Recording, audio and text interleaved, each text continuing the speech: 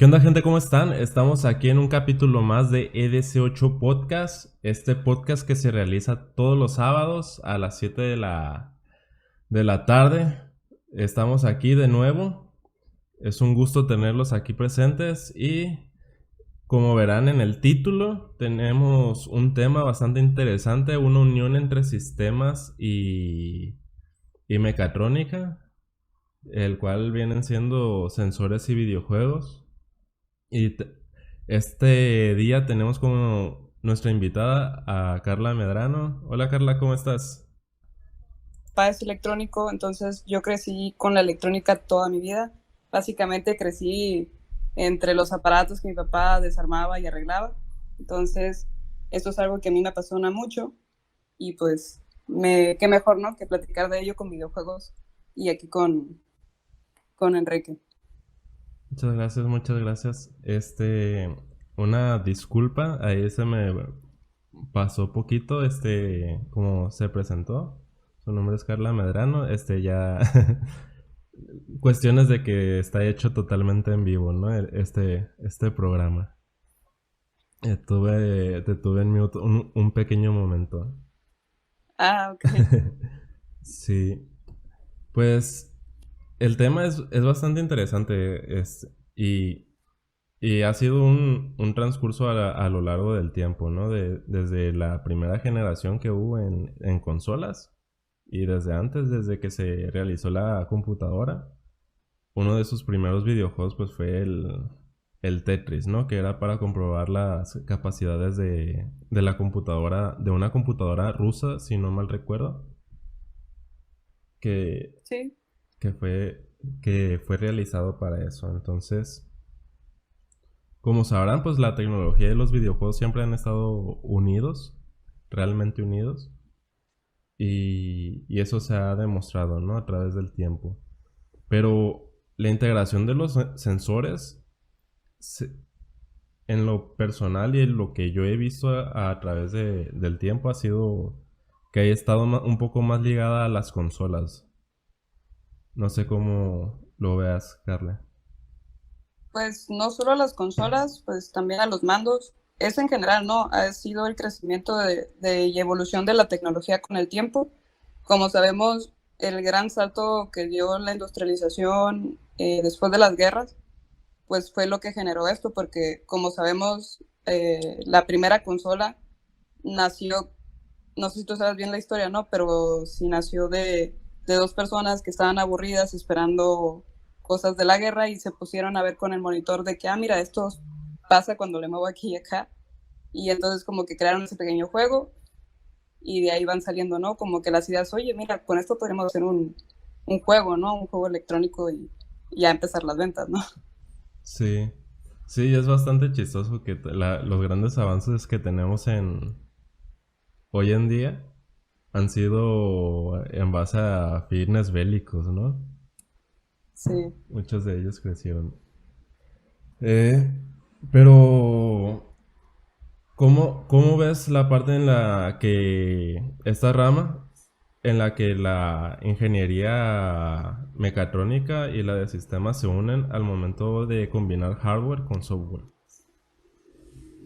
Pues yo creo que ahorita más en esta época se va a ver toda la evolución que va a tener la industria de los videojuegos. O sea, antes era la guerra, ¿no? Pero yo creo que hoy en día es la industria de los videojuegos y del entretenimiento lo que va a dar el salto tecnológico hoy en día. Para mí es lo nuevo, lo que viene, ya no las guerras, pues.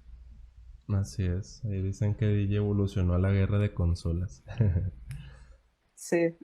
Sí, pero pues ya que entramos un poco en materia, pues decidimos un poco manejarlo por generaciones de videoconsolas. Más que nada porque han tenido como pautas a través del tiempo, ¿no? Que han salido una, después ha salido otra. En caso de ser, pues de PC, pues no ha tenido una pauta tal cual, ¿no? Pero sí, grandes avances han surgido en computadora, pero han sido más relacionados con software. Entonces Ujú. decidimos manejarlo por medio de las generaciones de los videojuegos. Y en la primera generación, pues hubo pues fue la parte en la que se generó el primer contenido, ¿no? Ya, ya tal cual como videojuego, y uno de sus principales videojuegos que resultaron en esa época pues fue el tan famoso Pong, ¿no? No sé Sí, si lo sí, recuerdan. el juego del Pong, pues todavía era en ese momento en blanco y negro, ¿no? Todavía no había colores y los sensores que se usaban en ese momento pues eran switch on-off, o sea, un interruptor normal como todos los que tenemos ahorita. Y básicamente era la tecnología con la que se estaban empezando las cosas, ¿no? Todo funcionaba con switches únicamente. Y también, pues, no sé si conozcan las resistencias, las perillas para subir y bajar el volumen también. Básicamente eso se llaman potenciómetros y dependiendo pues del giro, pues es más o menos. Y eso también ayudaba pues a mover hacia arriba o hacia abajo la raqueta, ¿no? Del punk. Sí. Sí, está bien chistoso ver los mandos de esa época, ¿no? Que cuando todavía no tenían un norte bien establecido. Pues sí, pero igual como te decía, eso empezó también gracias a las guerras. Creo que el joystick, de hecho, empezó gracias a querer controlar una bomba, ¿no? Y teledirigirla hacia un lugar. Entonces, pues igual, otra vez, que las guerras son las primeras que traen las innovaciones tecnológicas y hacen evolucionar, ¿no? Este tipo de consolas a una siguiente generación. Así es. Sí, y la verdad ha sido una época bastante bélica, ¿no? Y creo que también abarcó un poco la segunda generación de videojuegos, ¿no? Sí, sí, ya la segunda generación, pues ya no comenzamos ahora sí con las palancas, creo que son los primeros mandos todavía alámbricos, todavía conectados aquí cerquita, no podían ser muy lejos. De hecho, en aquellos tiempos el cable tenía que ser realmente corto porque no teníamos manera de potenciar las señales. Es decir, la señal, entre más lejos era el cable, no iba a llegar, se debilitaba demasiado. Entonces tenía que ser aquí en cortito. Sí, entonces la tecnología para potenciar las señales no se inventó hace tanto como muchos lo tienen pensado, ¿verdad? Pues al menos en esas dos primeras generaciones no. Estamos hablando todavía de los 40, 70, que digamos que sí estaba empezando a existir, pero en laboratorios o en industrias como decíamos, ¿no? La guerra, o ciertos laboratorios especiales, pero todavía no como a nivel comercial.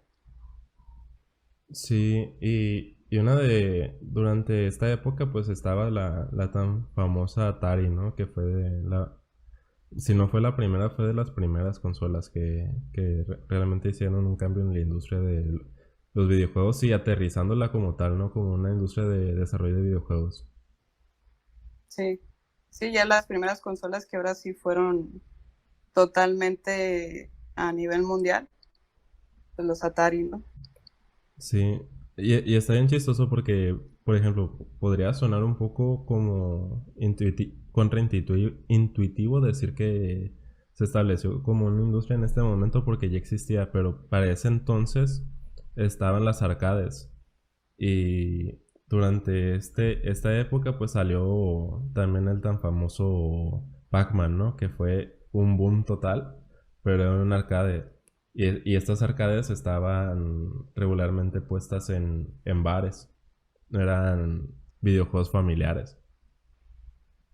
Sí, sí, ahí ya comienza ahora sí que toda la parte de los colores, toda la parte que evoluciona la tecnología y aparte de las señales de color, pues también tenemos ahora sí que las primeras memorias dinámicas.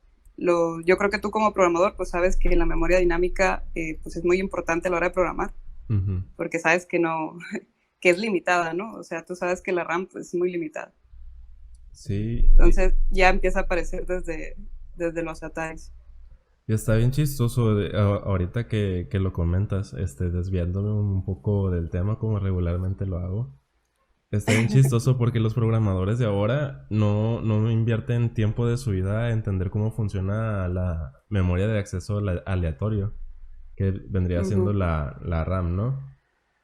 Y creo que es una sí, de las cosas más importantes porque es la forma en la que tú optimizas tu software para que funcione realmente bien con poco.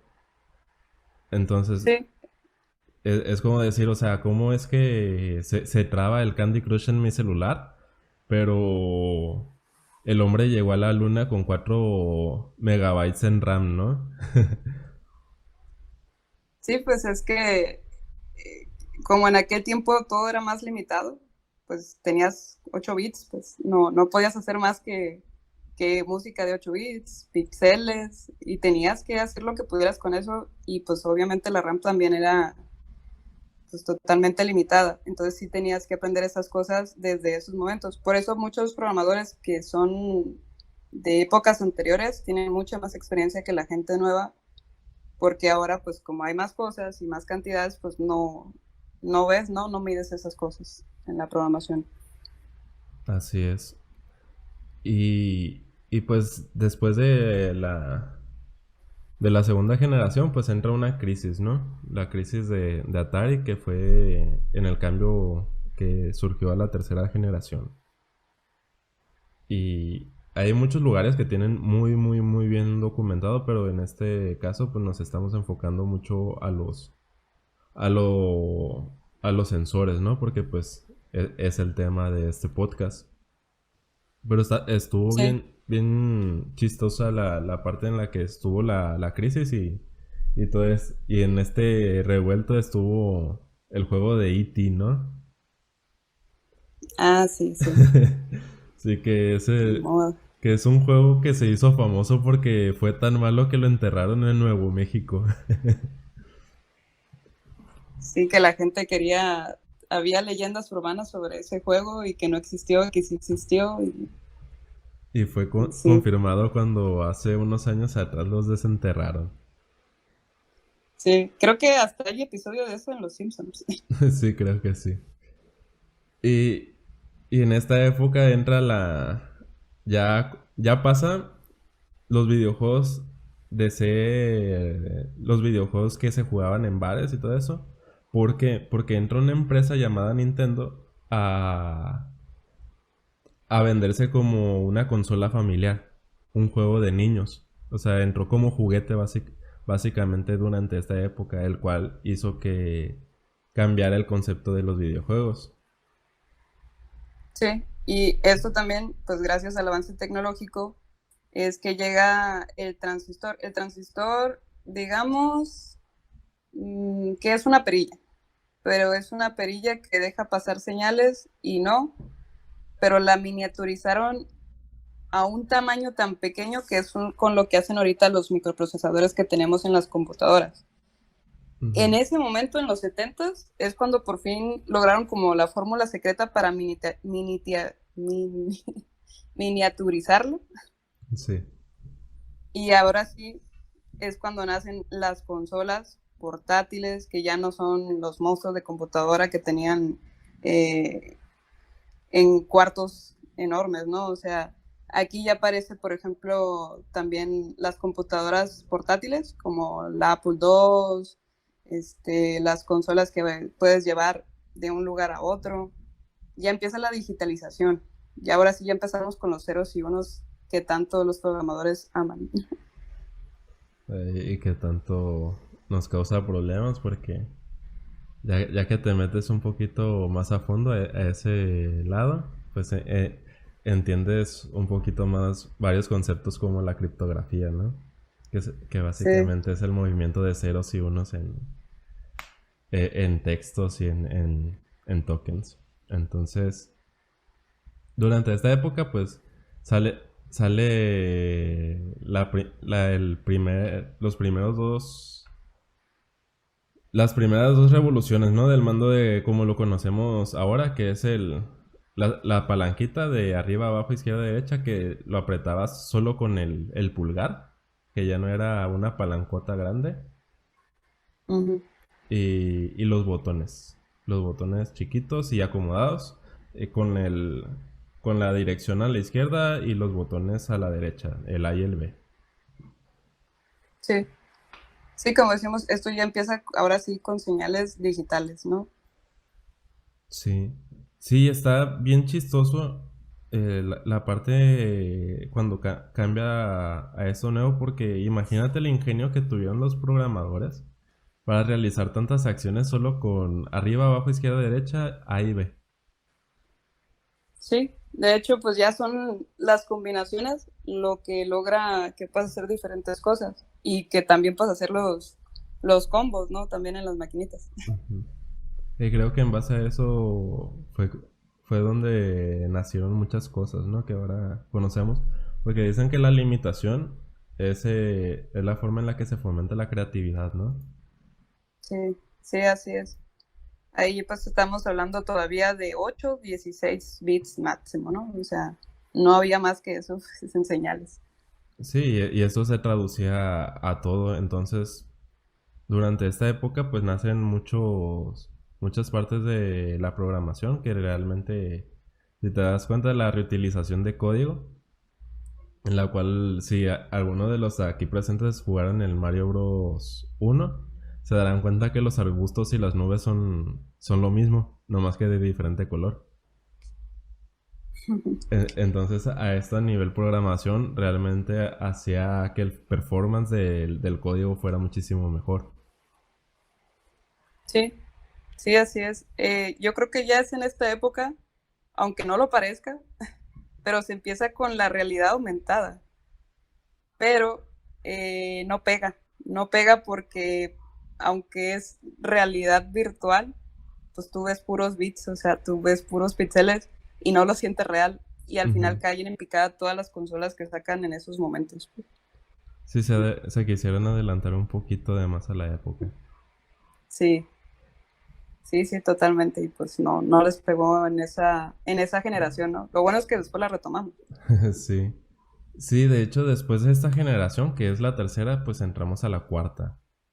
Y esta cuarta, pues sale el Super Nintendo, sale otras consolas, una de Sega, si mal no recuerdo, y SNK creo que estaba entrando al mundo de las consolas, pero hay una revolución bastante interesante que sucedió en esta época, que creo que ha sido de las más que ha cambiado el mundo de los videojuegos, que es la introducción de los gatillos. Ujú. Sí, sí, de hecho, lo que innova, digamos, en esta generación se llaman señales multiplexadas. Ujú, ¿A qué me refiero con la palabra? Haz de cuenta como que tú compras unos M&M's y tú tienes una máquina que te separa los de color azul, los de color naranja y los de color amarillo. Entonces, aunque te metan nomás una sola señal al sensor, tú puedes entender que hay otras señales a la vez. En ujú. otros términos, si tú apretas A y B al mismo tiempo, podías hacer algo. Sí, entonces esto permitía como en una señal, mando la información, esta se separa a nivel de lógica y ya dices, ¿cuáles son los botones que se están aplastando en este momento, ¿no? Algo así sería. Sí, también, por ejemplo, cambia antes. Tú tenías conectores que tenían hasta 20 pines, ¿no? 15, 9 pines. eh, y aquí ya hay una comunicación bidireccional. Ujú, Es decir, que ya tienes un puerto que te sirve tanto de entrada como de salida, solo que dependiendo del tiempo tú ya sabes como que, ok, en este segundo es entrada, en este segundo es salida y así. Entonces ya empieza la bidireccionalidad de las comunicaciones y esto a su vez pues permite que no tener tantos pines, aumenta también la comunicación, entre otras cosas, pues por eso ujú. es el cambio generacional lo que provoca esto. Sí, de hecho este cambio pues se está manejando por medio de algo que se le llama reloj, ¿no? Sí, Si ustedes tienen una computadora de escritorio, verán que hay una pila de reloj ahí. Y no es así como tal un reloj de que cuenta los minutos y segundos, sino que va contando a través de iteraciones, cuando hay voltaje alto, realiza algo, cuando hay voltaje bajo, realiza algo, pero estos voltajes están sincronizados. Y a esa sincronización, pues es a la que se le llama el tiempo de reloj, ¿no? Sí, así es. Ya empieza a haber pequeños circuitos integrados Ujú. y unos de ellos, como dices, pues son únicamente relojes y esa sincronía es la que permitía la bidireccionalidad. Sí.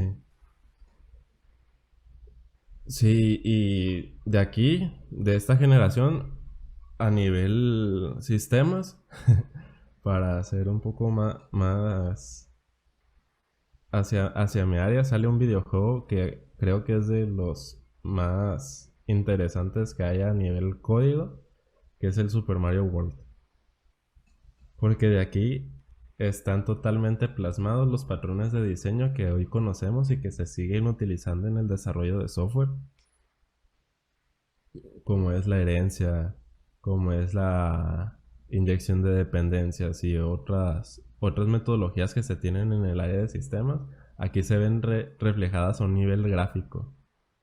Por ejemplo, de que usan el mismo modelo de un personaje y se da cuenta de que por medio de código le van agregando o quitando cosas para así liberar espacio en memoria.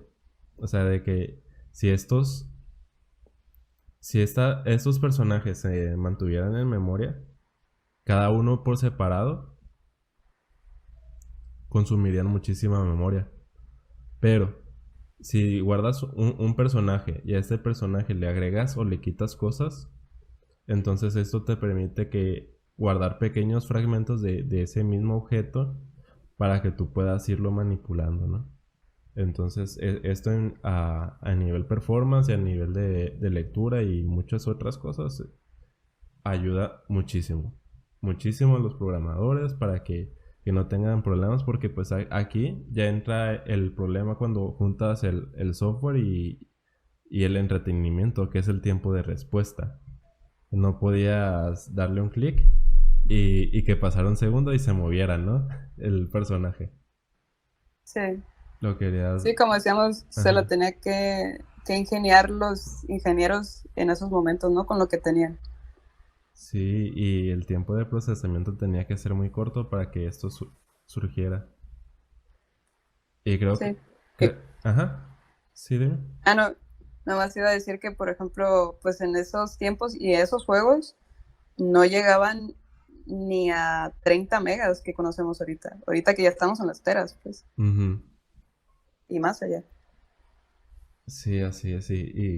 Y creo que pues nos podemos quedar hablando de esta generación muchísimo tiempo porque pues hubieron grandes juegos durante esa época como el Street Fighter 2, el Punch Out, y el, el Sonic que también estuvo, salieron versiones de Metal Gear De King Solid, Kong, de King sí, Kong, también Metal Gear, Donkey Kong Country, muchos. muchísimos que marcaron la pauta para todo lo que viene, ¿no? Y Sí, pasó algo, y estábamos comentando antes de empezar el podcast que Nintendo ha sido de los principales que ha tenido como más interés en innovar, ¿no? En el desarrollo de videojuegos. Y fue sí, bien, ajá, es el que más se avienta a cambios drásticos en sus mandos, en sus consolas, y también que ha metido tecnología también, la verdad. sí, que también en esta generación salió el Game Boy y el Game Boy sacó una cámara. Sí, sí, ya después, pues el Game Boy Color no también, pero en esta generación, el Game Boy, así nomás, pues es el primer portátil. Todavía no existían tanto los teléfonos como los conocemos hoy en día, entonces tener un videojuego portátil era una maravilla, ¿no? En esos momentos. Ujú. Así es porque pues era muy difícil tener un buen procesamiento como en portátil sin que costara mucho, ¿no? Entonces, como no dejaban de ser en esa época juguetes, tenían que estar jugando mucho con los precios, con los costos de desarrollo, con los costos de producción, para que Ujú. los padres se los pudieran comprar a los hijos. Sí. Sí, lo bueno es que llegó la generación de que los papás sí nos empezaban a comprar consolas y gracias a eso estamos como estamos hoy en día, Sí, disfrutando, ¿no? O sea, sí, y después de esto entra la quinta generación, ya estamos en la quinta, que esta generación comenzó en el 94, ya estamos muy cerca de nuestra época actual, hace más o menos como 25 años. Y pues ya es la entrada del 3D, ¿no? Y junto con ello, pues las dos consolas que estuvieron más presentes durante esa época, que fue el PlayStation 1 y el Nintendo 64. sí. Y pues 64 son de 64 bits. Ujú. Por eso es que ya empieza el 3D. Y en parte de los sensores que ya empiezan a darse son los sensores, ahora sí, los de potencia, como mencionaba antes. Antes no podías estar tan lejos de la consola porque se podía perder la señal en el camino. Ujú. Entonces, aquí ya empieza, digamos, la eficiencia dentro de las consolas y dentro de muchas otras cosas tecnológicas. Pero por eso mejoran los gráficos, mejoran los mandos, mejoran muchas cosas de lo que va a ser en el futuro la realidad virtual. Sí. Sí, está. Aquí pues fue cuando estuvo el problema, ¿no? Tan famoso entre Nintendo y PlayStation, que Sony, que le pidieron Nintendo a Sony que tuvieran un aparato en el cual tuviera leyera CD-ROOMs en, para el Super Nintendo. Y pues pasaron algunas cosas ahí en el cual Nintendo se fue con otra empresa y a Sony, perdón, le quedó mal, entonces ellos dijeron, ¿sabes qué? Voy a hacer mi consola. Entonces durante el E3 de esa época salió Nintendo y salió Sony con sus respectivas consolas. No más que en esta parte ya este Sony se fue por la parte de los CDs y Nintendo se quedó con los cassettes. Sí. Sí, Sí, qué bonitos tiempos recordar cuando le soplabas al cassette sí, sí que esa y ya los discos rayados. es, de hecho, esa fue ya la época en la que a mí me tocó jugar, que fue muy cerca de la época en la que nací. Entonces ahí yo estuve jugando con el Nintendo 64 y, Sí. y para esa época los CDs eran la novedad, ¿no? Sí, eran la nueva tecnología. Aquí ya empezaron la tecnología láser. Entonces pasamos de los acetatos, que microscópicamente son pequeños, digamos, orificios que hay arriba del disco. Y ahora esto se hace dentro de los CDs, pero igual ahora son ceros y unos lo que lee el lector. Ujú. Entonces aquí ya empieza también los primeros láseres y lo que les comentaba pues es lo que va después a dar el comienzo y el futuro de la realidad virtual. Ujú. Sí, bueno, si no mal recuerdo, lo que hace un CD es que tiene quemados pequeños bytes, ¿no? En el Sí, disco. Que se sí, quemaron con sí. un láser, por eso en su época se decía, me quemas un disco con música o algo así, ¿no? Porque literalmente lo quemaba. Sí, lo malo es que la gente, y creo que sí, bueno, no había memes en ese tiempo, ¿no? Pero sí había gente que los metía hasta el microondas y te quedas como que, eso no se referían con quemarse, ¿no? Sí, sí, Pero sí, sí, entonces esta serie de ceros y unos quemados, pues ya te daban el contenido, ¿no? Se sí, transformaba ya te daban imágenes, música, todo un juego, pues. sí, y durante esta época entra ahora sí, la vibración en los mandos, ¿no? Sí. Esto nace también por la necesidad de que el mismo usuario pueda vivir como la experiencia, ¿no? El mando con vibración lo sacó PlayStation 1, pero con su segundo control. En su primer control todavía no lo tenía, pero sacó una segunda versión donde ya había vibración en el mando. Y esto para ciertos juegos, pues la sensación de que estás como interactuando dentro del juego te da una sensación diferente. Y esto, aunque solo fuera, realmente es un pequeño motor que está dentro nomás girando y eso causa vibraciones. Esto lo usamos hoy en día y lo tenemos como señales ápticas hasta en los celulares. Pues. Ujú. Sí, Sí, fue el comienzo. sí, pues al final es una interacción física entre usuario y software, ¿no? Sí, sí, así es. Y es una experiencia. Sí. Y aquí pues ya pasamos a la sexta generación, donde se salen muchos competidores y entra otro, y se establecen los tres primeros, ¿no? Sí, El que viene siendo Nintendo con su GameCube, Xbox y PlayStation 2. Que PlayStation 2 ha sido una de las consolas más vendidas en el mundo. sí, aquí ya empezamos. Aparte de los ápticos, como ya vimos en la generación anterior, pues estaba nomás la vibración. Y aquí ya empiezan otros sensores como de sensibilidad a la presión. Es decir, si tú apretabas más fuerte el botón, tenía una señal diferente que nomás apretándolo como lo hacían los anteriores controles. Ahora sí que la presión y la fuerza hacían una reacción diferente y un control diferente en los videojuegos. Así es.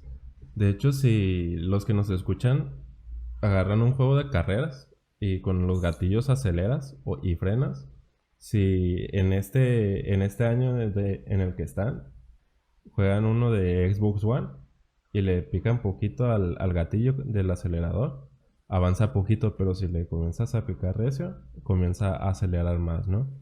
Y antes de esta época no existía.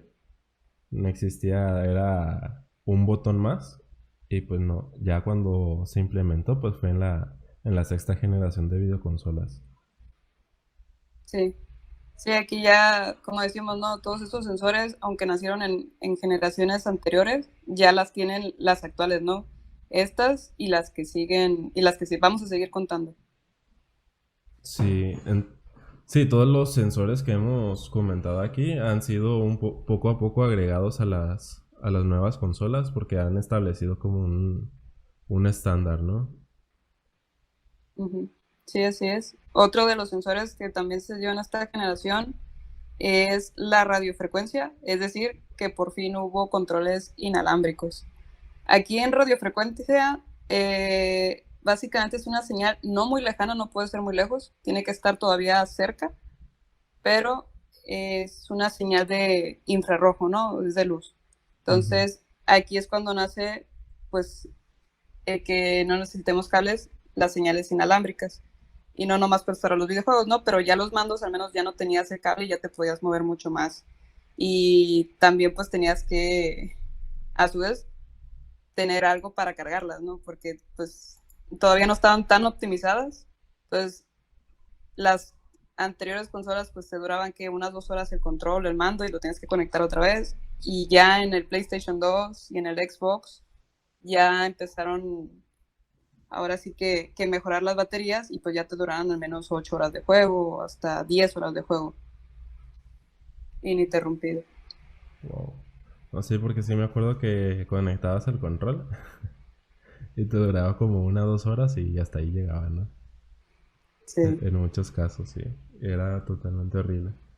De hecho, están comentando aquí en el chat que Nintendo fue el primero en tener vibración en sus controles. No sé si nos puedas compartir un poquito más de información sobre eso. Ok, realmente como decíamos, Nintendo siempre fue el primero en innovar. Entonces, fue el que trajo muchas cosas nuevas, pero no todas sus consolas pegaron en su momento. De todas las versiones que sacó Nintendo, sí sacó, por ejemplo, también incluso sacó desde antes de tiempo sensores, sacó gafas, por ejemplo, sacó gafas de realidad virtual, pero tampoco pegaron. Sí. Entonces, te digo, Nintendo sí intentaba innovar, siempre ha intentado innovar y lo ha intentado sacar al mercado. A veces ha fracasado, a veces le ha ido muy bien.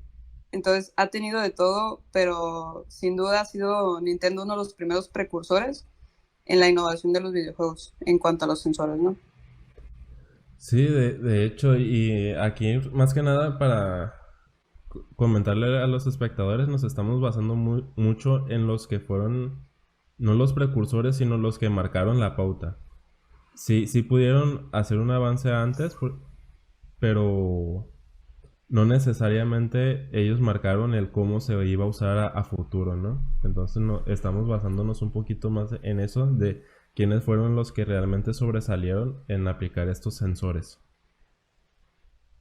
Sí, sí, así es. De hecho, creo que también comenta, y los controles inalámbricos hubo una generación para la consola de Atari. Sí, es lo mismo, ¿no? O sea, como mencionábamos, hay consolas que antes también sacaron ciertos controles, ciertas mejoras. Creo que fue más o menos entre los 90 alrededor, que hubo un disparo de consolas y de intento de que la gente vio, ¿sabes qué? Nintendo está subiendo, yo también quiero sacar mi consola, y sacaron muchas empresas diferentes eh, consolas, controles, varió demasiado, pero así como había demasiada competencia, pues no pegaron, pues ese es el detalle ahí, que no pegaron y no marcaron la pauta para que toda la generación siguiente los continuara. Así es. Sí, y durante esta generación, pues fue el PlayStation 2, donde pues fue una de las consolas más vendidas en el mundo y pues entra aquí la actualización del CD al DVD. Entonces, este involucraba pues ya, en vez de los 700 megas que eran un CD normal, ya era un DVD que ya tenía 4.7 gigas o cuánto era, era 4 punto y algo, si no mal recuerdo. Sí, Sí, entonces, sí, ya cambian las cosas aquí. sí, entonces Lo bueno es que... ajá. Ah, sí, no, continúa. Sí, y esto pues abrió el campo a los programadores a que pudieran meter mejores modelos en 3D, texturas y ya el desarrollo de videojuegos ya de manera más profesional, en la cual pues ya tenía mejores gráficos, ya tenía todo un equipo gigantesco de trabajo, que ya en el cual pues ya involucraba mucho trabajo fuera del mundo de los programadores nomás, ¿no? Ujú. Sí, y aquí pues entra también pues como comentaba, el DVD pues es el mismo principio con láseres, nomás que en vez de leer los 700 megas, se mejoró el láser para que leyera los 4 gigas, ¿no?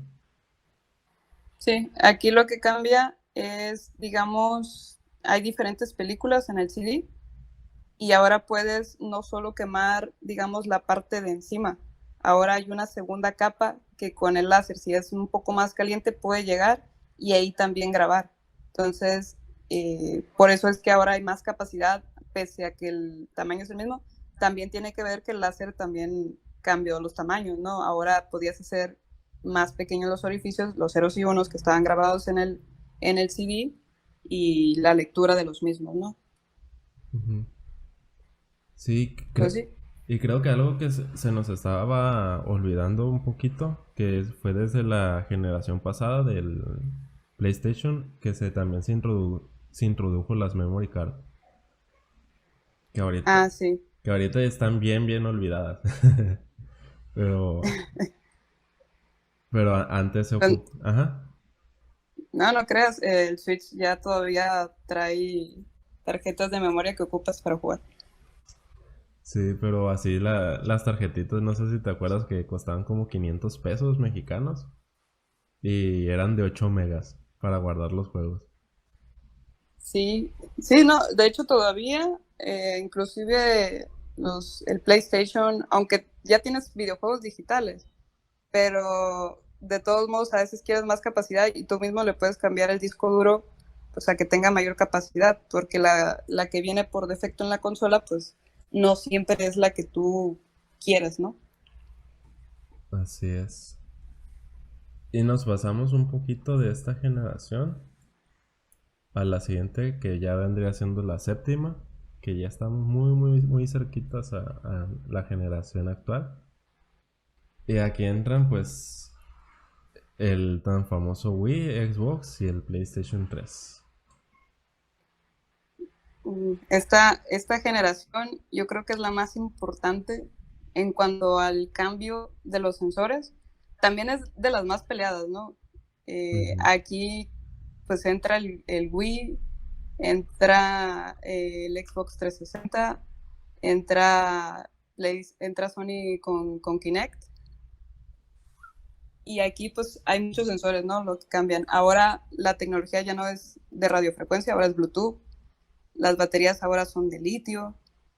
El, el Wii Remote ahora tiene sensores de movimiento que detectan todos los ejes, ¿no? El sensor que viene dentro son dos principales que se llaman acelerómetro y giroscopio. El acelerómetro básicamente te detecta si tú te mueves de derecha a izquierda, enfrente, atrás y arriba abajo. Nomás son los ejes. Ya. Y el giroscopio lo que te detecta es la inclinación. Entonces ahora no nomás tienes los botones, ahora no nomás tienes los gatillos, ahora tienes también el movimiento del mando. Que si te dice, ya ves que hay juegos que te dicen, no, ¿sabes qué? Sacúdelo de arriba abajo. Y ya hay un sensor que te detecta ese movimiento. O sabes qué, ya lo puedes usar como si fuera tu control de carreras. Y tú lo vas girando y te lo va detectando el mismo mando. Entonces, esto trae muchas cosas y como vemos pues principalmente Wii, ¿no? Que sacó muchos juegos para, para los mandos estos, que eran los de tenis y todo, también te detectaba la fuerza con la que estabas moviéndote. Entonces, no es lo mismo un golpe ligero a un golpe con más fuerza y con más velocidad. Sí, Y esto nomás en el Wii Remote. O sea, el que se sale de esta parte es Sony con el Kinect. Microsoft. Por, sí, Microsoft con el Kinect, ¿no? Es cierto, es 360 con Kinect. Sí, Sí. tienes razón. Me estaba yendo. Nadie recuerda el de PlayStation. Sí. Sí, es que no hubo otro cambio ahí tan fuerte, ¿no?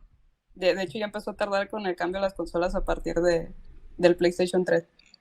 Sí, porque tenían su propia versión que tenía unas bolitas gigantescas, pero la verdad no tuvo mucho éxito y ni hubo muchos juegos compatibles con esa tecnología. Sí.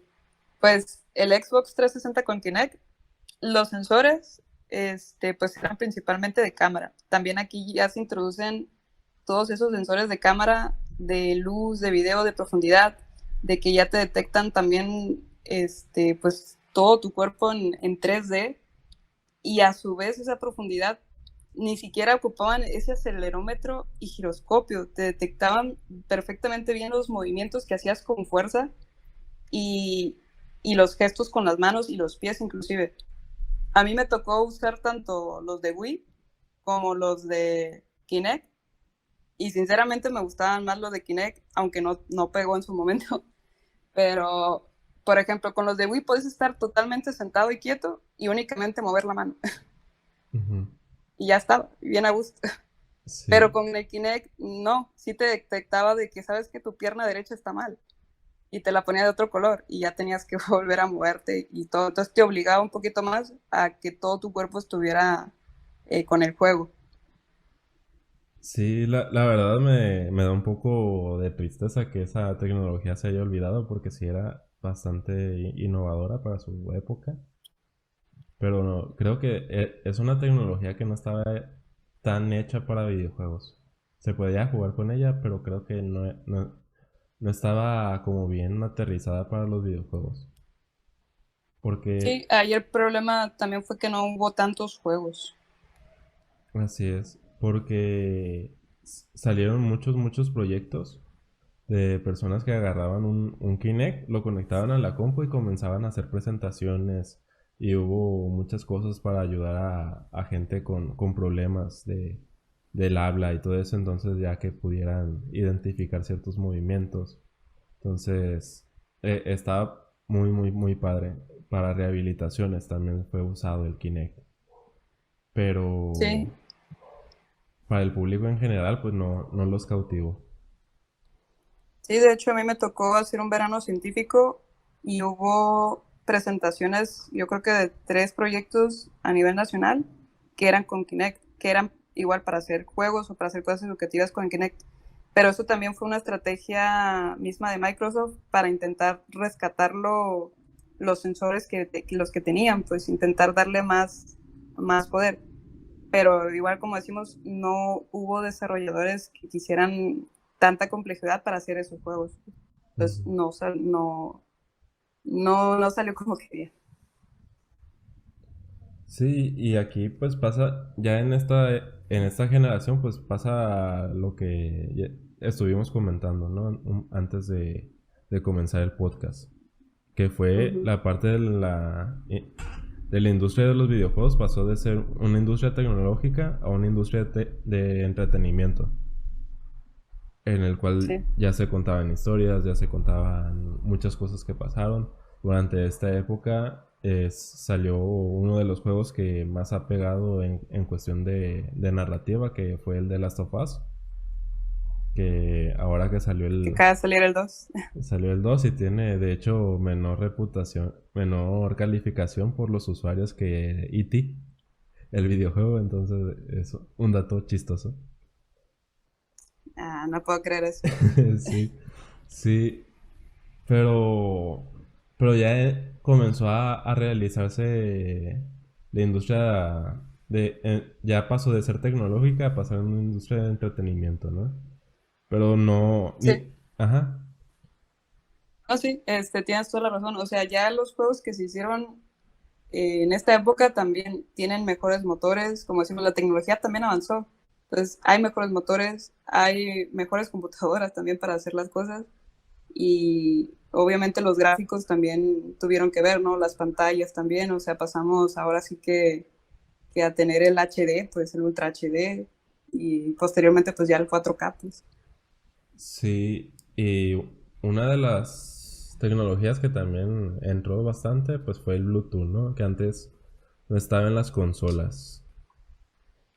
Ujú. No recuerdo Sí, bien si así Xbox es. tenía, pero creo que no. Aquí fue cuando ya metieron el Bluetooth como estándar. Ya existía desde antes igual, pero digamos que se estandarizó mucho. No sé si se recordarán, en aquel tiempo había unos teléfonos que eran Raspberry y esos teléfonos, digamos que tenían una comunicación por medio de PIN. Entonces, yo tengo tu PIN y con tu otro PIN pues ya te mando información, pero esos teléfonos pues empezaron a decaer y el Bluetooth empezó a agarrar mucho poder y se estandarizó. Lo que sirve mucho para las consolas y para todos en realidad es que se estandarizan ciertas cosas. Por ejemplo, antes pues los conectores no eran estandarizados, entonces cada empresa tenía los suyos propios y eso pues ocasionaba problemas porque no podías usar el mismo conector y tenías que comprarte otro. Y se estandarizó también el USB. Entonces, gracias a que se estandarizó el USB, que pasamos de los 24 pines, ahora el USB que solo tiene 4, 2 de comunicación y 2 de alimentación, y con eso basta, pues. Así es.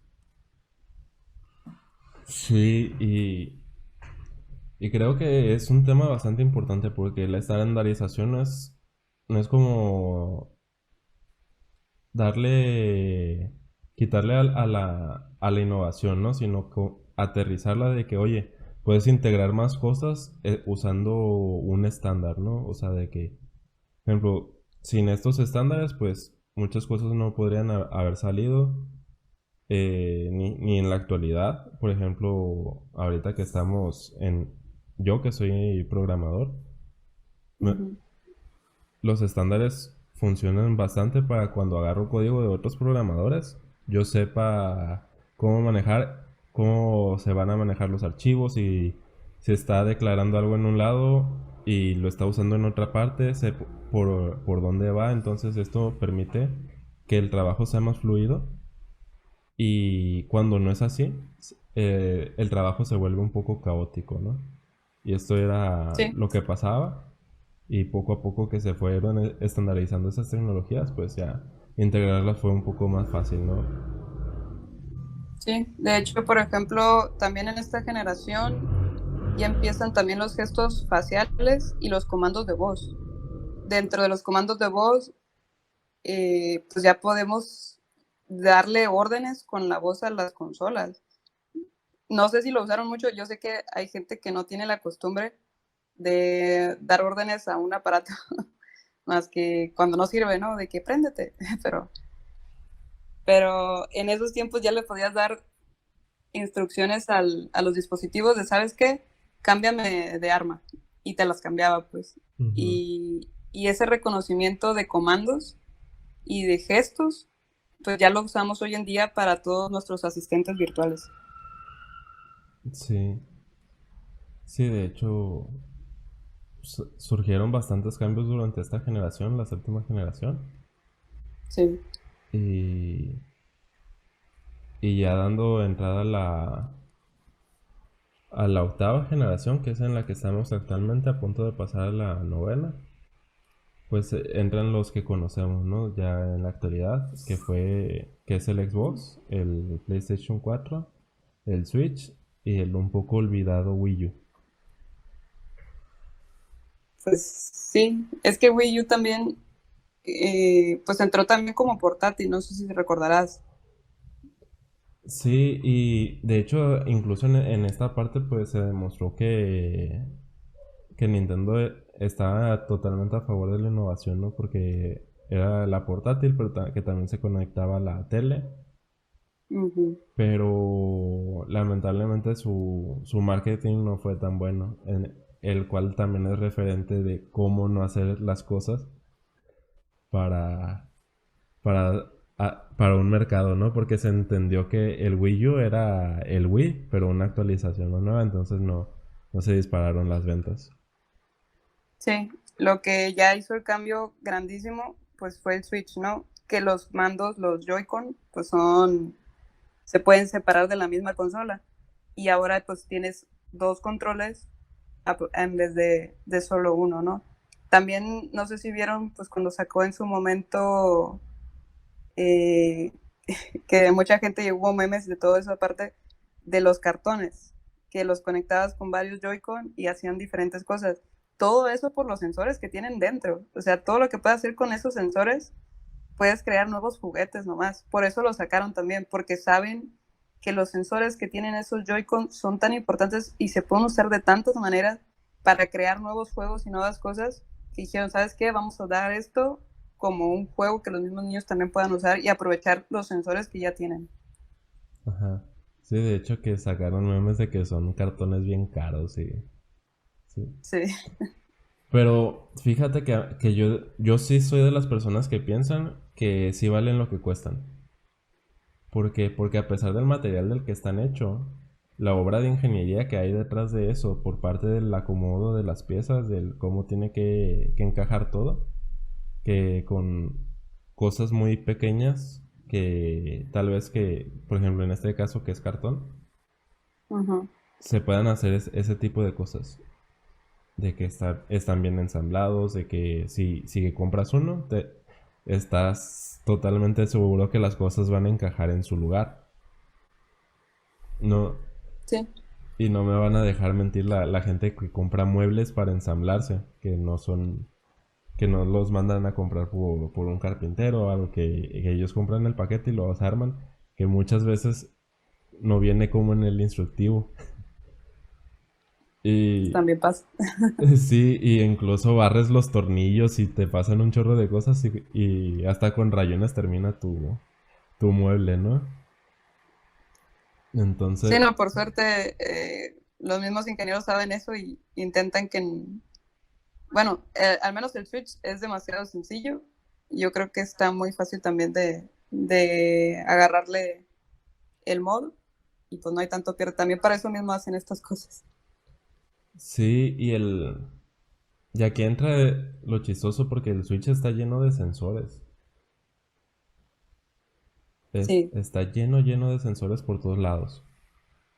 Es más sensible que yo viendo Mulan, ¿no? Por tercera vez. no, sí, no, y aunque parezca de risa, la verdad es que sí los hacen más sensibles, pero a la vez más ápticos a la sensación que tú tienes en las manos, porque también te comunican. Ya ves si estás jugando algún juego de carreras y te pasas la parte de la tierra, empiezan a vibrar. Ujú. Entonces, también es una manera de estarte metiendo a ti en el juego. También el control de PlayStation 4 también tiene esa señal áptica de vibración, de sonido también, que del mismo control te sale un sonido. Entonces también te da esa sensación como de que también el juego está aquí contigo donde tienes el mando. Y también empieza ahí el track que tiene áptico en la parte de enfrente el control del PlayStation 4, que también pues fue una innovación porque hay juegos que también eso funciona de una manera. Sí, de hecho, en el podcast que tuve con Jorge, en donde hablé sobre videojuegos, en el podcast número 4, si Uh-huh. después de este podcast lo quieren escuchar, estábamos hablando sobre la importancia de que a diferencia de las películas, tú estás viviendo la sensación, ¿no? En un videojuego, de hacerlo parte de ti. Cuando tú estás en un videojuego, tú dices, yo salté, yo brinqué, yo hice esto. Entonces te apropias de eso. Y parte de esto ayudan muchísimo los sensores. Lo que viene siendo pues los sensores de movimiento, los sensores los que vibran, los sensores de sonido, para saber cuando suceden las cosas, ¿no? Sí, entonces todo esto y hacen parte para que el espectador sea partícipe del videojuego. Sí, sí, así es. De hecho, es en esta misma generación donde salen las gafas. Las gafas de Ujú. realidad virtual, pues salen pues, los Google Glass en 2012, sale el PlayStation 4 VR mucho tiempo después, ¿no? Es relativamente más nuevo. También sale el Oculus Rift, también Microsoft saca HoloLens. Y esto, como dices, ¿no? Con el objetivo de tener la inmersión completa del jugador. También aparece el 8D. O sea, como la música es parte de lo que te tiene que transmitir que estás dentro del juego. Y la parte visual del casco y de los lentes es eso, transportarte a ese mundo. No sé si tú has tenido experiencia con la realidad virtual. No he usado cascos de realidad virtual, la verdad. Ok, bueno, a mí me tocó usar, gracias a un amigo, Luis, también se llama, las del PlayStation 4 y la verdad la experiencia es muy, muy interesante. Hay juegos que mezclan también el mando de control junto con las gafas y la sensación es totalmente alucinante. También me tocó usar las de Oculus Rift y la verdad tecnológicamente están superiores en cuanto a las cámaras y los mandos, ¿no? Que lo que tienes en las manos, porque ahora sí puedes sentir esa sensación áptica que estás agarrando algo y eso es totalmente impresionante. Yo creo que va a ser el futuro y creo que uno de los comentarios que estaban aquí, por ejemplo, de que en qué momento la industria podía producir juegos tan avanzados como Sword Art Online, yo creo que sería estas próximas generaciones. Yo creo que no tarda más de 2 generaciones en que estemos como en la película de ¿cómo es? Ready Player One. Ajá, sí, esa. Sí, yo creo que no tardamos en estar así. Más con las pandemias, vamos a amar la realidad virtual. Sí, sí, la verdad creo que es. De hecho, en esta generación fue cuando nos dimos cuenta el por qué todavía no se había implementado la realidad virtual como tal. ¿Por qué? Porque a nivel de monitores, pues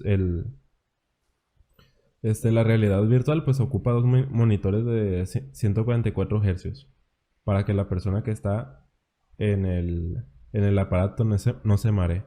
Entonces, Sí, alcanzar 144 hercios en la época cuando salió el Nintendo de realidad virtual, el rojo, el que estaba todo bien extraño, con un tripié bien extraño, no alcanzaba eso y era de un solo color. Entonces, pasaron las generaciones, entonces ya esta generación estuvo la tecnología para poder soportar esa innovación, ¿no?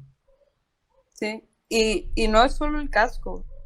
Como decíamos, por ejemplo, en el Kinect que detectaba un ambiente tridimensional en el que estabas y que te podía ver dónde estabas y cómo te movías. También estas seguramente nuevas consolas que lleguen a salir, van a tener esa comunicación de, ¿sabes qué? Tú traes el casco, tú ves esto, pero yo ubico todo tu entorno y sé cómo decirte, ¿sabes qué? Por aquí no te vayas porque hay un mueble, ¿no? Y es a Ujú. lo que van las próximas gafas, a ellas detectar tu entorno. eh, y aquí voy a aprovechar para hacer el comentario de que esas gafas están usando nuevos sensores eh, que lanzan, digamos, son láseres, o sea, así a secas son láseres pequeños que se están mandando giroscópicamente hacia toda la habitación y esperando como el regreso de la luz, que tanto tarda, y así mide la profundidad de la habitación y de las cosas que están a tu alrededor. Eso lo hace en segundos, ¿no? En milisegundos. Entonces ya te da un mapa de todo tu habitación o de todo tu entorno y sabes si hay personas, sabes si hay un mueble, y te puede proteger a sí mismo pues de que no te caigas y de que no pasen cosas. De hecho, esta tecnología ya la están usando los automóviles autónomos Ujú. y de hecho creo que Apple acaba de sacar una de sus tablets con el sensor LIDAR, que es de estos mismos que usan los carros autónomos y es a lo que va, o sea, es el futuro de esta parte. Sí, y fíjate, de las cosas que a mí me parecen intrigantes es que a nivel conocimiento, todo esto que estamos haciendo ya estaba como en los noventas, en los 2000, a inicios de los 2000, ya estaba comentado, pero no Uh -huh. existía la tecnología para implementarlo. Sí, sí, como decíamos, o sea, falta una industria que te la compre, Ajá. que en su momento, por ejemplo, en los noventas, cuando empezaron a hacer los primeros cascos y todo, pues querían que fuera la industria de los videojuegos. Y sabes que esa industria pues no fue lo suficientemente fuerte, pero empezaron los carros autónomos y la gente sí paga más caro por un auto. Entonces llega, entonces ese nuevo mercado, se abaratan esos sensores porque ahora hay más carros autónomos y ahora, como ya están más baratos, ya los puedes meter en la industria de los videojuegos. Igual, los sensores van haciéndose más masivos y van abaratando también sus costos porque ya los metes también en los teléfonos, los metes en tablets, los metes en otras industrias. Y por eso se puede explotar más la tecnología ahora. Sí, porque pues igual no hay que olvidar que al final es una industria de entretenimiento, ¿no?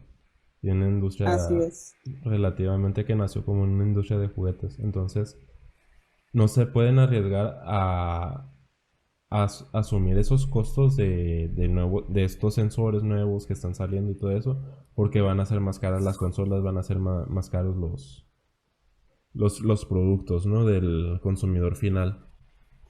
Y, Sí, y esto es, creo que a veces no entendemos esta parte porque, más que nada los jugadores, porque quieren tener lo mejor de lo mejor, pero a un precio que no les cueste.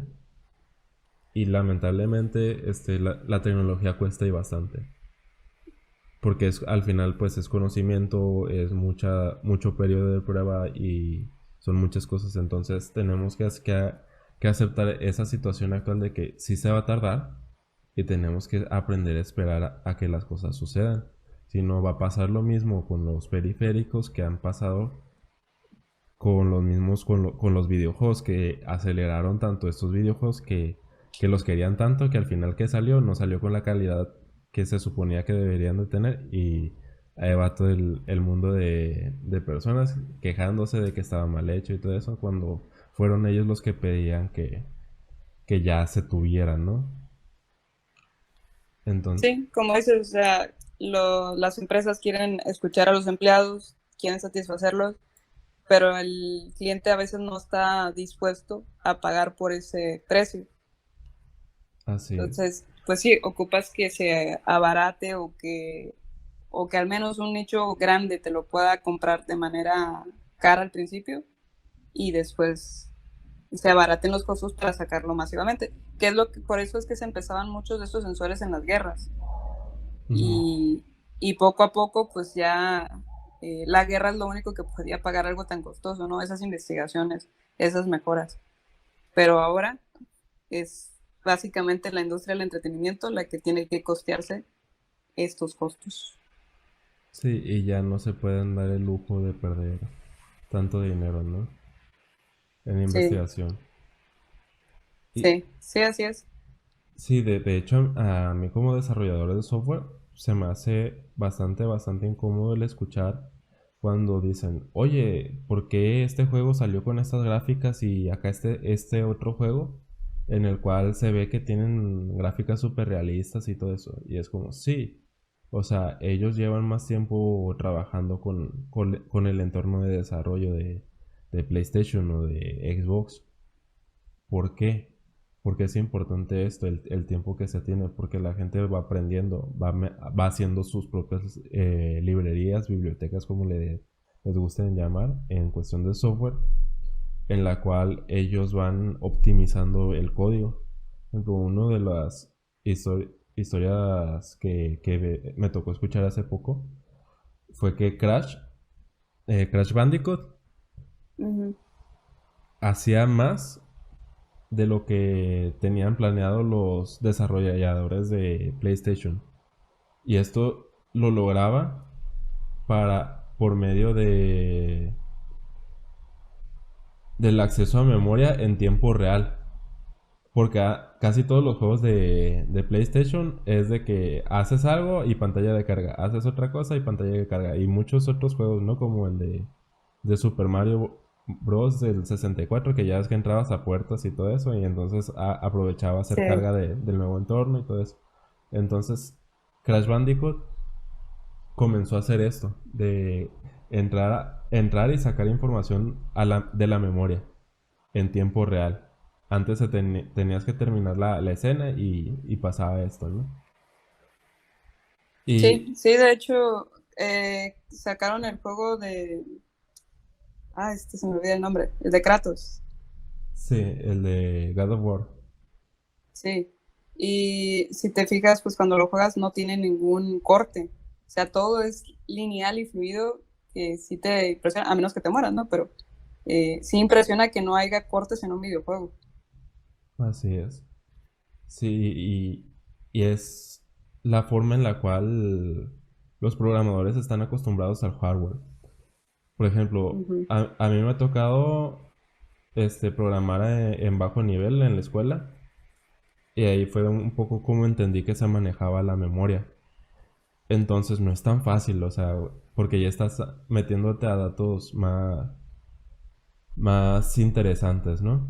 En el cual pues Sí, ya estás hablando que un espacio de memoria accesas por medio de él de manera hexadecimal, y si quieres encontrar una información tienes que recaudar todos los datos que están en esas memorias, en esos espacios de memoria, y pasan un chorro de cosas, ¿no? De manera interna. Entonces, cuando comparan el hecho de que, es que él sí pudo y ¿por qué tú no?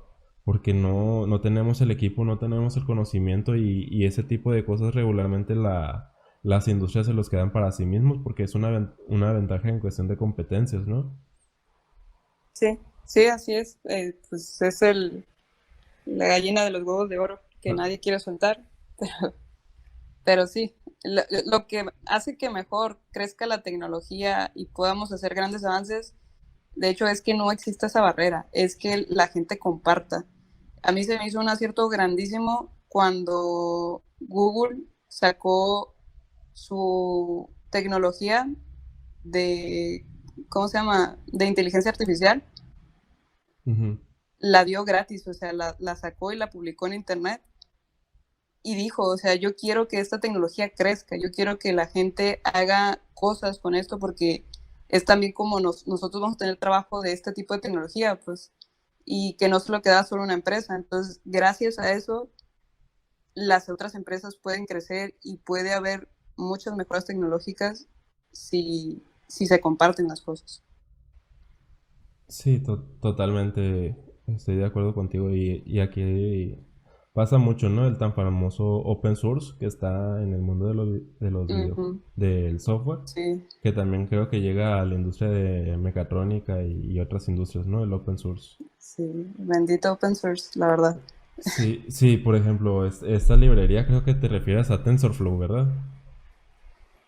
Sí, Sí, TensorFlow pues es una biblioteca para desarrollar inteligencia artificial de manera un poco más sencilla. Y esto que ha permitido que hayan salido un chorro de proyectos enfocados en inteligencia artificial con fines médicos, muchos de ellos, con fines de recreación. Y pues también salió uno tan famoso llamado el Deep Nude, ¿no? Que hacía desnudos las fotos que metías, pero yo no me pues la sabía. sí, sí, llegó a pasar eso, y es una historia bastante graciosa en cuestión de información porque utilizó unas técnicas bastante innovadoras al momento de hacer eso. Él explicó cómo logró hacer eso, pero pues al final, pues, como dicen en todos lados, ¿no? Dale a cualquier persona papel y lápiz y alguno de ellos va a dibujar un miembro viril, ¿no? Entonces, pues lo mismo va a pasar en todos lados. Pero la forma en la que están innovando se está notando. Ejemplo, aquí también donde entra la inteligencia artificial y los videojuegos, hubo una inteligencia que se llama AlphaStar, en la cual Ujú. lo pusieron a combatir contra un jugador profesional de StarCraft y AlphaStar le ganó. Pero en situación de tiempo, esta inteligencia artificial estuvo jugando por 70 años. Entonces tuvo Sí, mucho, aprendiendo, pues. sí, aprendiendo. Entonces Ujú. sí, sí es como bastante progreso que se ha tenido, ¿no? Y para esto pues usaron Tensor Cores y de hecho creo que cuando saque este capítulo les voy a dejar el link a uno de los youtubers que me gusta mucho que se llama DocCSV, en el cual explica cómo resultó esta inteligencia artificial, pero es bastante fascinante el cómo se realiza. Y gracias a él también supe lo que te comenté ahorita. Ok. No, está bien, me agrada que lo compartas. Sí, pero pues regresando a la parte pues del open source, que como desarrolladores muchas veces sirve más a la industria el compartir este código porque al final son librerías, no es trabajo como tal, no es con un fin, sino es para el progreso general, ¿no? Por ejemplo, Sí. muchas páginas de ahorita están hechas con software libre, que Facebook usa React para hacer su página web, React Native para hacer su aplicación, Google sacó Flutter para hacer aplicaciones más sencillas. Y todo esto es open source. Y creo que mientras no llegue esa parte también al desarrollo de videojuegos para realizar videojuegos con mejor calidad, al final pues es lo que importa, ¿no? ¿Por qué? Porque dicen, es que si ya lo tienes gratis, o sea, no vas a cobrar mucho por él. Es como, no, o sea, te, te voy a cobrar porque al final de cuentas estás realizando un proyecto del cual tú vas a tener dinero y yo estoy invirtiendo tiempo de mi vida en hacer esto, ¿no? Entonces no es como que cierren el mercado, sino que lo abren muchísimo más. Sí, pues generan competencia, ¿no? Y eso siempre es bueno para el crecimiento. Sí, sí, y creo que han hecho bastantes experimentos más con niños que los ponen en una situación donde todos están con los mismos parámetros, con los mismos de que están en un cuarto, tienen estas cosas y tienen que hacer algo con él, ¿no? Y cuando los tienen así, el progreso se ve incrementado, ¿no? Sí, Porque sí, pues parte de las investigaciones. sí, entonces está bastante interesante todo esto, pero creo que nos desviamos un poco del tema. Sí, Creo que esto es muy de costumbre en mi podcast. y, está bien. y pues bueno, de hecho el Oculus Rift, regresando un poquito a la realidad virtual, pues la empresa fue fundada desde el 2012, ¿no? Y tuvo un... Sí, y nació como un Kickstarter, o sea, fue como un proyecto que alguien lanzó ahí que dijo, ¿sabes qué? Yo puedo mejorar la realidad virtual. Y Facebook dijo, te creo, te compro. Lo compró en el 2014 y dijo, quiero hacer competencia y quiero entrar en esto. Y le ha ido bastante bien, o sea, Facebook, los que llegan a tener Oculus Rift, yo sé que lo han de estar disfrutando mucho. El problema es que no tienen muchos amigos que tengan Oculus Rift, porque si no tienes más personas con quien jugar, la verdad es que no es la misma. Tienes que compartir la experiencia. Así es. Perfectamente. Y pues bueno, creo que ya tenemos un ratito aquí. Sí. Ya llevamos 1 hora 15 minutos de podcast. Creo que es buen momento para terminar. Y aquí terminando siempre me gusta hacerle dos preguntas a mis invitados, ¿no? La Ok. primera es algo que tú consideres que ha cambiado tu vida. Algo que considere que ha cambiado mi vida, yo creo que sería la carrera que elegí, que es mecatrónica. Cuando yo llegué a escoger la carrera a la que me escribí, yo iba por electrónica, porque mi papá es electrónico y él me estaba enseñando pues toda esa parte, ¿no? Y yo no sabía que existía la opción así tal cual como de mecatrónica, porque es una carrera nueva. Ujú. Entonces yo iba, bueno, en primer lugar voy a poner electrónica, pero te decía la muchacha, la recepcionista, ¿sabes qué? Puedes elegir dos opciones y si no hay cupo en esta, te puedes meter a la siguiente opción que tienes. Entonces fue justo en ese momento que cambié mecatrónica como primera opción para entrar como carrera y en segunda puse electrónica. Por Ujú. suerte pues quedé en mecatrónica y la verdad es que ha sido una de las carreras que más me ha fascinado. Hay tanta información, hay tantas cosas que puedes hacer que para mí ha sido un gusto tener esta carrera en mi vida. Órale, qué padre. Sí. ¿Quién iba a decir? No me sabía esa historia. Y la segunda es si tienes alguna pregunta para mí. Sí, de hecho, pues me gustaría terminar igual el tema haciéndote la pregunta pues de cómo te imaginas el futuro de de los videojuegos después de toda esta gran plática. ¿Cómo te imaginas los próximos sensores, la próxima generación de videojuegos? ¿Cómo te la imaginas? Yo me la imagino que va a cambiar, sí va a cambiar bastante en cuestión de, va a ser un poco más entretenida. Pues igual van a seguir existiendo los Call of Duty y los FIFAs como los conocemos actualmente. Pero sí se va a estar innovando un poquito más y se va a estandarizar un poquito de más de tecnologías nuevas, ¿no? Pero para mí lo ideal sería que se pausara un momento para para comenzar a- a investigar. La industria de videojuegos actualmente ocupa más investigación porque se ocupan realizar nuevos procesos en los cuales se optimice la inclusión de texturas en Ultra HD o 4K con modelos, con varios entornos en los cuales se optimice la memoria y se optimice el espacio en disco y muchas cosas, ¿no?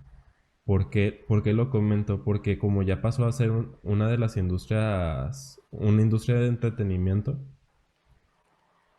llega a matar la industria de entretenimiento a todo, ¿no? Por ejemplo, la, las cámaras profesionales regularmente si te compras una de muy muy alta calidad, este año te siga sirviendo dentro de 10 años la misma.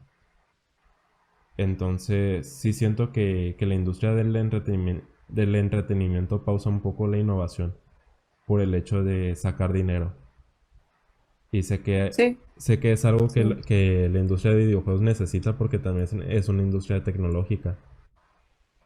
Entonces, yo que es importante esa parte de detenerse un poquito. O sea, los gráficos que tenemos ahora, la verdad, están súper bien. Y si se pueden optimizar por medio de mejorar lógica de programación, de pensar, si se puede realizar un nuevo chip que se realice, pero pensando en la innovación, ¿no? Creo que se podría llegar a la parte de, como comentaba, de Sword Art Online o Ready Player One más pronto que en el camino en el que vamos en este momento. sí, no, totalmente de acuerdo. Este, que nos mueva la creatividad y la innovación más que el hacer dinero, ¿no? Así es. Sí, Sí, y que se metan un poquito más en open source los desarrolladores. sí, también. Que lo bueno es que están los juegos indies. Sí, si tú tienes algún comentario, porque también quiero saber tu perspectiva de eso. Pues en mi perspectiva en las próximas generaciones es que va a haber no solo las gafas, sino la misma realidad aumentada. De hecho, por ejemplo, el término de realidad aumentada viene como un investigador se puso unas gafas y quiso que dentro de las gafas se proyectaran un tablero más grande, ¿no? Que el que normalmente ve. Entonces dijo, mira, el tablero está aumentado porque hay más tablas. Y de ahí nació lo de realidad aumentada, pues.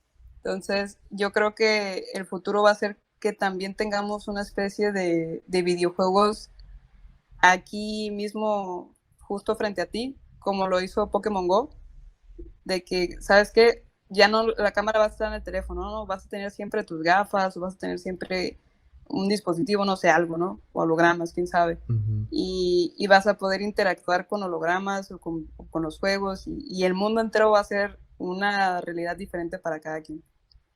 Sí, así de hecho, hace poco, bueno, voy a echar de cabeza, ¿no? Pero mi madre me comentó de un dorama que hacía eso, una telenovela asiática, y Ajá. en el cual pues era un juego de realidad aumentada.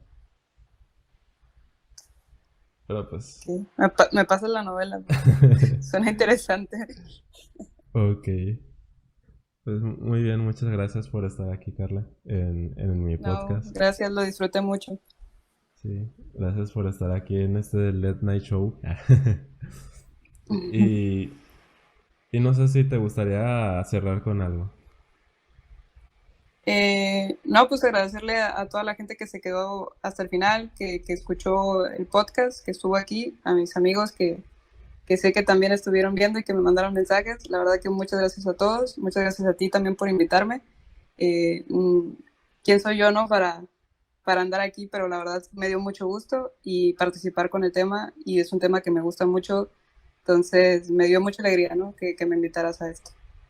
Muchas gracias y igual, gracias por darte el tiempo. Sé que eres una persona con una agenda bastante ocupada, aunque no lo crean los espectadores.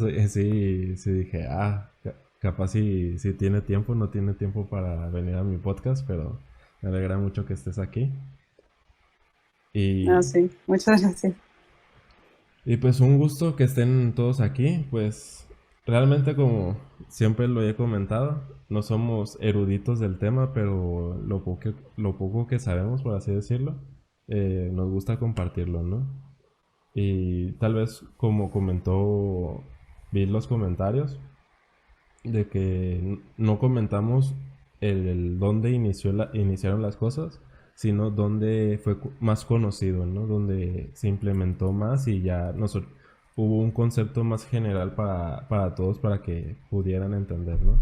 Porque igual, como siempre lo he dicho, a mí me gusta hacer que la gente que no sabe de tecnología entre a este mundo. No es un mundo complicado realmente. Yo que estudié física básica en la universidad, en una clase, o sea, me da para entender el cómo funcionan muchos de estos componentes de electricidad, ¿no? Porque al fin y al cuentas, pues Ujú. usan mucho de esta base. Sí, Entonces, igual aunque vean que la gente que trabaja en el mundo de la tecnología, son unos super genios, pues no, realmente muchos a veces ni sabemos que estamos codificando y solo esperamos que sí corra. Pero sí, sí. y Rezas y ruegas porque funcione. rezas porque compile. Sí. Entonces, muchas gracias por estar aquí. Muchas gracias a todos por estar aquí presentes en este podcast una vez más. Y los espero el siguiente sábado, el cual también va a ser un tema bastante interesante. Y muchas gracias por estar aquí. Bye bye. Ay, saludos.